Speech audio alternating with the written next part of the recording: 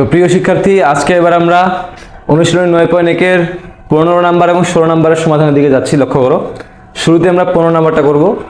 যে প্রমাণ করতে বলছে আমাদের, তাহলে আমি বাম পক্ষ দিয়ে জাস্ট রাশিটা তুলব। যে সাইন এ ভাগ ছিল আমাদের হলো 1 মাইনাস কোস এ, একইভাবে প্লাস ছিল আমাদের উপরে ছিল 1 মাইনাস কোস এ ভাগ হলো সাইন এ। ঠিক আছে, তাহলে আমরা ত্রিকোণমিতির অনেকগুলো সূত্র পড়ছিলাম। তো এখানে আমাদের সূত্রগুলো বসানোর আগে যেমন দেখতেছি ভগ্নাংশ আকারে আছে। তো প্রথম কাজ হলো আমাদের এখান থেকে আমরা জাস্ট লসাগু করব। কি করব ভাইয়া?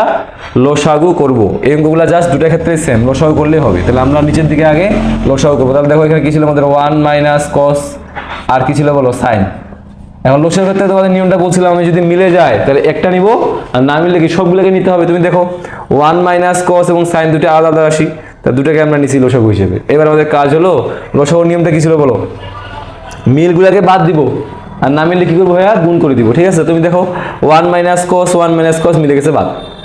তাহলে আমাদের থাকতেছে কি বলো? এখানে সাইন থাকতেছে, উপরে একটা সাইন আছে। তাহলে সাইন আর সাইন গুণ করলে আমরা কি পাবো বলো? সাইন স্কয়ার পাবো কিনা?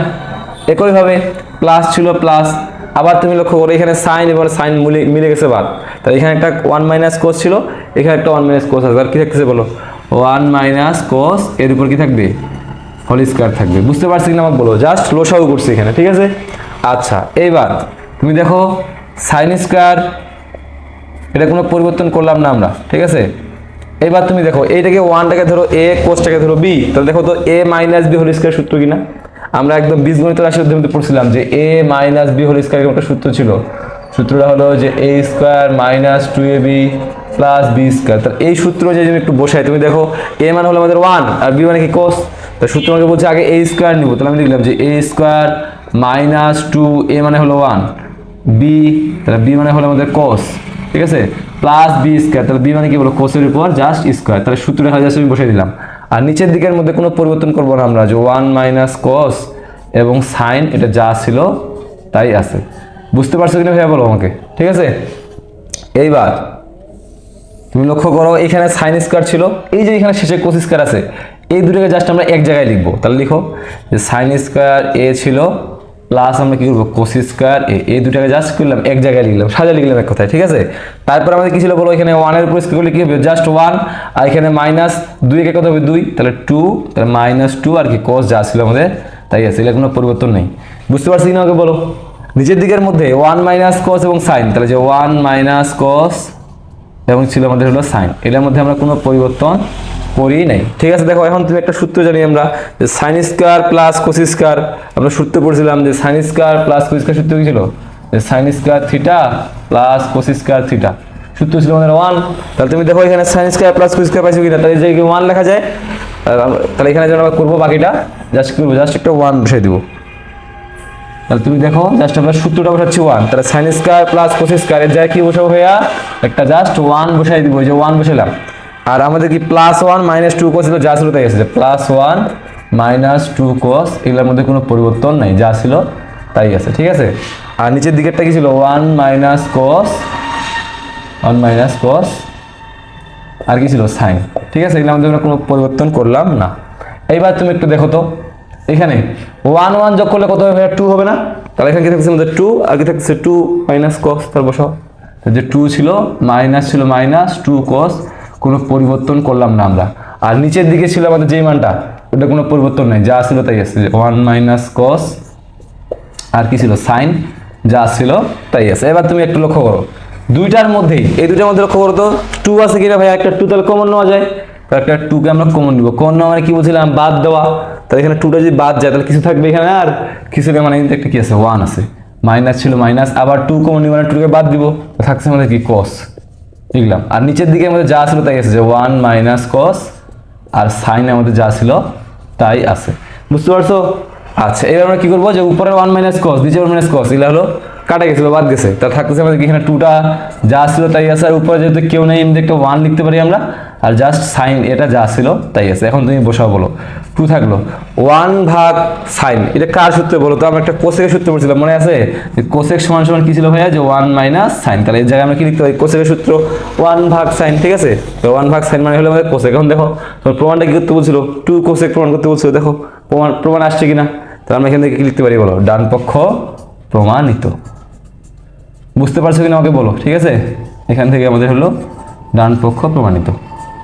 তাহলে এই হলো আমাদের 15 নম্বরের সমাধান। যদি তুমি বুঝতে পারে থাকো তাহলে ভিডিওতে একটি লাইক দিয়ে কমেন্টে লিখো ডান। আর যদি বুঝতে না পারো, কোথায় বুঝো নাই সেটা তুমি কমেন্টে জানাইতে পারো, ঠিক আছে? চলে যাবো এবার আমরা 16 নম্বরের দিকে। তাহলে তুমি দেখো এবার 16 নাম্বারটা করবো আমরা। তাহলে দেখো আবার প্রমাণ করতে বলছি, মানে বাম পক্ষ দিয়ে আমরা তুলবো। তাহলে তুলতেছি আমি, এখানে ছিল আমাদের হলো বাম পক্ষ দিয়ে যে tan a ভাগ হলো sec a প্লাস 1 মাইনাস ছিল মাইনাস, আর উপরের দিকে ছিল আমাদের কি sec a মাইনাস 1 ভাগ হলো tan a। এখান থেকে প্রমাণ করতে বলছে কি আমাদের যে শূন্য প্রমাণ করতে হবে, জিরো প্রমাণ করতে হবে, ঠিক আছে? তাই প্রথম কাজ একটা যেভাবে করছিলাম বলো, কি করছিলাম? শুরুতে লসাগু করতে হবে, কারণ ভগ্নাংশ আকারে আছে। তাই শুরুতে আমি লসাগু করে দিব।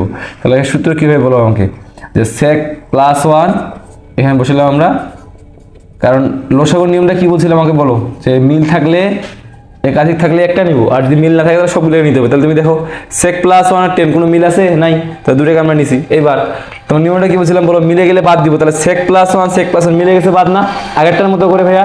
তাহলে যে sec প্লাস 1 মিলে গেছে বাদ, তাহলে এর যেখানে বাকি আছে আমাদের কি এখানে বলো 10 বাকি আছে, উপরে গেছিল আমাদের 10। তাহলে 10 আর 10 আমরা যখন গুণ করি তাহলে কি পাবো বলো, 10 স্কয়ার পাওয়া যাবে কিনা আমাকে বলো, ঠিক আছে? একইভাবে মাইনাস ছিল মাইনাস দিলাম আমি, তুমি দেখো তো 10 মিলে গেছে না, তাহলে মিলে গেলে বাদ, তাহলে থাকতেছে কি আমাদের এখানে থাকতেছে sec প্লাস 1, উপরে ছিল কি sec মাইনাস 1। তাহলে দুটোকে আমরা লিখবো যে sec প্লাস 1 আর কি ছিল sec মাইনাস 1, ঠিক আছে? তাহলে আমি লিখলাম এটা। কে বুঝে নাই আমাকে বলো, জাস্ট লসাগু করে দিচ্ছি, ঠিক আছে? আচ্ছা এবার আমরা কি করবো বলো, উপরের অংশটার মধ্যে কোনো পরিবর্তন করে নিই আমরা, এটা যা ছিল তাই আছে, যে 10 স্কয়ার যা ছিল তাই আছে। এখন তুমি দেখো মাইনাস ছিল মাইনাস, এখন দেখো তো এই সেকটাকে যদি আমরা a কল্পনা করি, 1 থেকে যদি আমি ধরি b, তাহলে দেখো তো a plus b a minus b না, আমরা একটা সূত্র পড়ছিলাম মনে আছে বীজগণিত অধ্যায়ে, a square minus b square, সূত্র হলো a প্লাস b আর হলো a মাইনাস কি b। এই সূত্রটা আমরা জানি কিনা ভাই বলো তো, যে a square minus b square সূত্র a plus b into a minus b। তার মানে এইখানে যে আমাদের আছে sec প্লাস 1, সেকটাকে আমরা ধরবো a, 1টাকে ধরবো b, তাহলে কি হচ্ছে বলো তো a plus b a minus b না। তার মানে কার সূত্র ভাইয়া এটা, a square minus b square না, এর জায়গাতে আমরা a স্কয়ার বসাবো আর b স্কয়ার বসাবো। তাহলে a মানে আমাদের প্রথম মানটা বসালাম যে sec এর উপর স্কয়ার, তাহলে এই যে a স্কয়ার হলো। এবার কি হচ্ছে মাইনাস b স্কয়ার বসাবো না, তাহলে মাইনাস দিলাম b মানে কত ভাইয়া 1 না, জাস্ট করে 1 এর উপরে স্কয়ার দিব। বুঝতে পারছো কেন ভাইয়া আমাকে বলো, ঠিক আছে? তো 1 এর উপর স্কয়ার দিলে তো 1ই হয়, যে আমি স্কয়ারটা লিখতেছি না এখানে, ঠিক আছে? আচ্ছা নিচের দিকে আসে তুমি, এখন নিচেরটা যা ছিল তাই আছে আমাদের, যে sec a প্লাস 1 ছিল আমাদের, আর কি ছিল 10টা যা ছিল তাই আছে, ঠিক আছে? আচ্ছা এইবার তুমি এখন একটু দেখো তো, যে উপরের দিকে 10 স্কয়ারটা আমি কোনো পরিবর্তন করলাম না, যা ছিল তাই আছে, মাইনাস ছিল মাইনাস। এখন দেখো sec স্কয়ার মাইনাস 1 আছে কিনা ভাই, দেখো তো আমরা একটা সূত্র পড়ছিলাম মনে আছে, যে 10 স্কয়ার থিটা সমান সমান কি ছিল বলো, sec স্কয়ার থিটা মাইনাস 1। তাহলে আমরা সূত্র পড়ছিলাম যে 10 স্কয়ারের সূত্র হলো sec স্কয়ার মাইনাস 1। তাহলে তুমি এখানে দেখো যে sec স্কয়ার মাইনাস 1 এটা আছে কিনা, তাহলে sec স্কয়ার মাইনাস জায়গা থেকে আমি 10 স্কয়ার থিটা বসাতে পারবো, তো বসাও। তাহলে এই জায়গায় আমরা জাস্ট খালি বসাই দিব, তাহলে যে 10 স্কয়ার সূত্র বসাই দিলাম।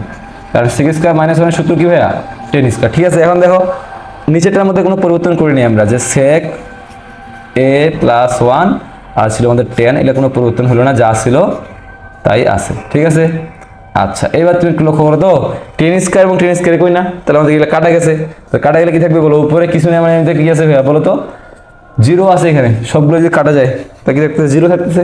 আর নিচের দিকে আমাদের ছিল কি sec প্লাস 1 আর কি ছিল sec 10 ছিল, ঠিক আছে?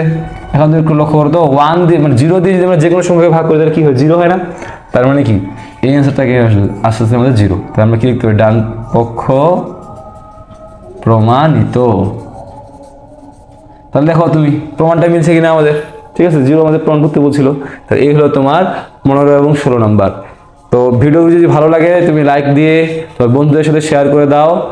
আর ধারাবাহিকভাবে আমরা এই প্রতিটি অধ্যায়ের গণিত, উচ্চতর গণিত বলো বা পদার্থ বলো, প্রত্যেকটি অধ্যায়ের ক্লাস এই ইউটিউব চ্যানেলে আসবে। তো চ্যানেলটি সাবস্ক্রাইব করে রাখতে ভুলো না।